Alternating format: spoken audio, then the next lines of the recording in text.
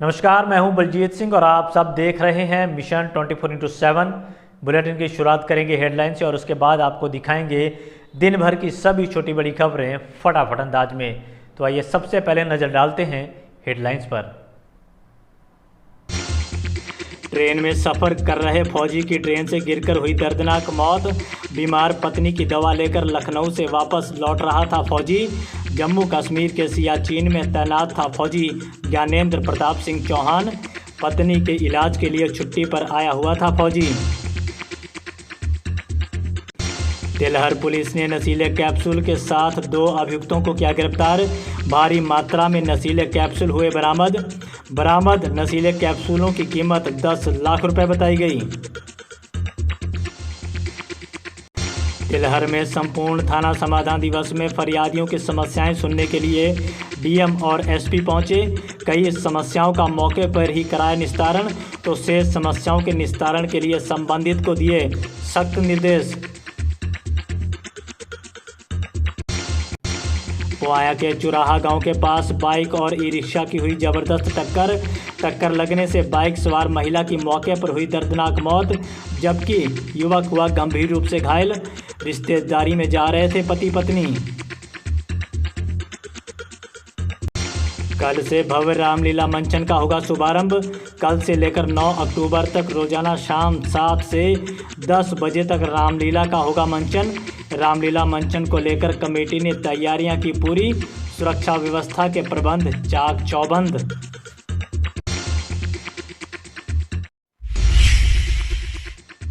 शाहजहांपुर में ट्रेन से सफ़र कर रहे फौजी की ट्रेन से गिरकर मौत हो गई। फौजी छुट्टी पर आया हुआ था और अपनी बीमार पत्नी की दवा लेकर वापस लौट रहा था।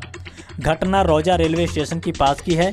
बताया जा रहा है कि जम्मू कश्मीर के सियाचिन में तैनात फौजी ज्ञानेंद्र प्रताप सिंह चौहान इन दिनों पत्नी के इलाज के लिए छुट्टी पर आया हुआ था। फौजी ट्रेन से लखनऊ से वापस लौट रहा था। ट्रेन के नॉन स्टॉप होने पर फौजी ने ट्रेन से उतरने की कोशिश की। इसी बीच दुर्घटना का शिकार हो गया और उसकी मौके पर ही दर्दनाक मौत हो गई। सूचना के बाद मौके पर पहुंची जीआरपी ने आई कार्ड के जरिए फौजी की पहचान की। फिलहाल जीआरपी ने शव को पोस्टमार्टम के लिए भेज दिया है। पोआया के सुनारा बुजुर्ग गांव के पास तेज रफ्तार ट्रक ट्राली ने बाइक सवार को टक्कर मार दी। टक्कर लगने से बाइक सवार गंभीर रूप से घायल हो गया, जिसकी हालत गंभीर बनी हुई है। पोआया के बद्रीपुर हदीरा गांव का रहने वाला दिवाकर किसी काम से पोआया आ रहा था, तभी निगोही रोड स्थित सुनारा बुजुर्ग गांव के पास तेज रफ्तार ट्रक ट्राली ने उसे टक्कर मार दी। टक्कर लगने से युवक गंभीर रूप से घायल हो गया। घायल को आनन फानन में सामुदायिक स्वास्थ्य केंद्र ले जाया गया। यहां डॉक्टरों ने युवक की हालत गंभीर देखते हुए उसे जिला अस्पताल रेफर कर दिया है। यहां उसकी हालत नाजुक बनी हुई है। जलालाबाद थाना क्षेत्र के ढकियाइन गांव में खेत के किनारे लगे तारों के बीच दौड़ रहे करंट की चपेट में आकर एक 20 वर्षीय युवक की मौत हो गई। बताया जा रहा है कि ग्राम पंचायत रुस्तमपुर के मौजा ढकियाइन का रहने वाला 20 वर्षीय संत देव शिव बारात में शामिल होने गया था। वहां से लौटते वक्त खेत में लगे तार की चपेट में आ गया। इस दौरान कटीले तार में करंट दौड़ रहा था, जिससे उसकी मौके पर ही मौत हो गई। हालांकि परिवार के लोग आनन फानन में युवक को लेकर अस्पताल पहुंचे। यहां डॉक्टरों ने उसे मृत घोषित कर दिया। वहीं परिजनों ने पुलिस को शिकायत देकर आरोपी किसान के खिलाफ कार्रवाई की मांग की है। तिलहर पुलिस ने लाखों की कीमत के नशीले कैप्सूल के साथ 2 अभियुक्तों को गिरफ्तार किया है। दरअसल पुलिस को सूचना मिली थी कि कुछ लोग क्षेत्र में नशीले कैप्सूल की बिक्री कर रहे हैं, जिसके बाद पुलिस ने छापेमारी करते हुए मरियाधाम स्वास्थ्य केंद्र के पास अभियुक्त मनमोहन उर्फ लालू और सुभाष चंद्रा को गिरफ्तार कर लिया, जिनके पास से भारी मात्रा में नशीले कैप्सूल बरामद हुए हैं, जिनकी कीमत 10 लाख रुपए बताई गई है। इस दौरान विजय नाम का अभियुक्त मौका पाकर फरार हो गया। फिलहाल पुलिस ने दोनों अभियुक्तों को जेल भेज दिया है और फरार अभियुक्त की तलाश में जुटी हुई है। लंपी वायरस से रोकथाम को लेकर पशुपालन विभाग द्वारा वैक्सीनेशन का काम तेजी से किया जा रहा है। आपको बता दें कि जिले में अब तक 7,900 पशुओं को वैक्सीनेशन किया जा चुका है। वहीं नोडल अधिकारी अरविंद कुमार आज शाहजहांपुर पहुंचे, जिन्होंने सीबीओ डॉक्टर जयप्रकाश के साथ सेरामऊ दक्षिणी क्षेत्र के नौखिया गांव पहुंचकर वैक्सीनेशन का फीडबैक लिया। इस दौरान पशुपालकों से बात की गई और किसान पशुपालकों को लंपी वायरस के प्रति जागरूक भी किया गया। जलालाबाद तहसील परिसर में बने सामुदायिक शौचालय की दुर्दशा पर अधिवक्ताओं ने रोष जताया है। अधिवक्ताओं का कहना है कि सार्वजनिक शौचालय की स्थिति बेहद खराब है, जिसको लेकर कई बार संबंधित अधिकारियों को अवगत कराया गया, लेकिन कोई सुनने को तैयार नहीं है। अधिवक्ताओं का कहना है कि सामुदायिक शौचालय के अंदर गंदगी भरी पड़ी है। वहीं अधिवक्ताओं ने मांग की है कि जल्द से जल्द सामुदायिक शौचालय को ठीक कराया जाए। पुआया के बड़ा गांव के पास दो बाइकों की आमने सामने टक्कर हो गई। टक्कर लगने से एक युवक गंभीर रूप से घायल हो गया। खुटार थाना क्षेत्र के रुजहा कला का रहने वाला अनिल सिंह पाल मोटरसाइकिल से शाहजहांपुर की तरफ जा रहा था। तभी बड़ा गांव के पास सामने से आ रहे तेज रफ्तार बाइक सवार ने उसकी बाइक में टक्कर मार दी। टक्कर लगने से युवक गंभीर रूप से घायल हो गया। आनन फानन में घायल को सामुदायिक स्वास्थ्य केंद्र ले जाया गया। यहां उसका इलाज किया जा रहा है। एसएस कॉलेज में इतिहास विभाग द्वारा आज पंडित दीनदयाल उपाध्याय की जयंती के अवसर पर एक विचार गोष्ठी का आयोजन किया गया। गोष्ठी में विशिष्ट वक्ता डॉक्टर आदित्य कुमार सिंह और मुख्य वक्ता के तौर पर राजकीय महाविद्यालय बीसलपुर के डॉक्टर विकास प्रधान शामिल हुए। साथ ही आश्रम के अधिष्ठाता स्वामी चिन्मयानंद और कॉलेज के प्राचार्य डॉक्टर R.K. आजाद के अलावा कई शिक्षक मौजूद रहे। तिलहर में आज संपूर्ण थाना समाधान दिवस का आयोजन हुआ, जिसमें जिलाधिकारी उमेश प्रताप सिंह और पुलिस अधीक्षक S. आनंद ने फरियादियों की समस्याओं को सुना। इस दौरान जिलाधिकारी ने कई समस्याओं का मौके पर ही निस्तारण कराया, तो शेष समस्याओं के निस्तारण के लिए संबंधित अधिकारियों को निर्देशित किया। इस दौरान जिलाधिकारी और पुलिस अधीक्षक ने थाने का निरीक्षण भी किया और संबंधित को आवश्यक दिशा निर्देश दिए। आज रौजा गुरुद्वारे के नए दरबार का नींव पत्थर रखा गया। नींव पत्थर रखने के लिए स्वर्ण मंदिर अमृतसर के हेड ग्रंथी गुरविंदर सिंह और संत बाबा गुरनाम सिंह औचौलिया वाले यहां पहुंचे, जिन्होंने नींव रखने की सेवा की। जिला आपदा प्रबंधन कार्यालय की ओर से आकाशीय बिजली और बाढ़ से बचाव को लेकर गाइडलाइन जारी की गई हैं। इस दौरान राहत आयुक्त कार्यालय की ओर से एक वीडियो बनाकर भी जारी किया गया है, जिसमें कठपुतलियों के माध्यम से लोगों को आकाशीय बिजली से बचाव के बारे में जागरूक किया गया है। तिलहर क्षेत्र में नेशनल हाईवे 24 पर कछियानीखेड़ा स्थित हनुमान मंदिर में दर्शन करने के लिए जिलाधिकारी और पुलिस अधीक्षक पहुंचे।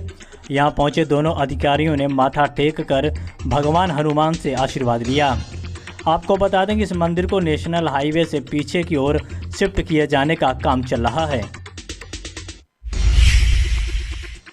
पुआया के चुराहा गांव के पास बाइक और ई रिक्शा की जबरदस्त टक्कर हो गई।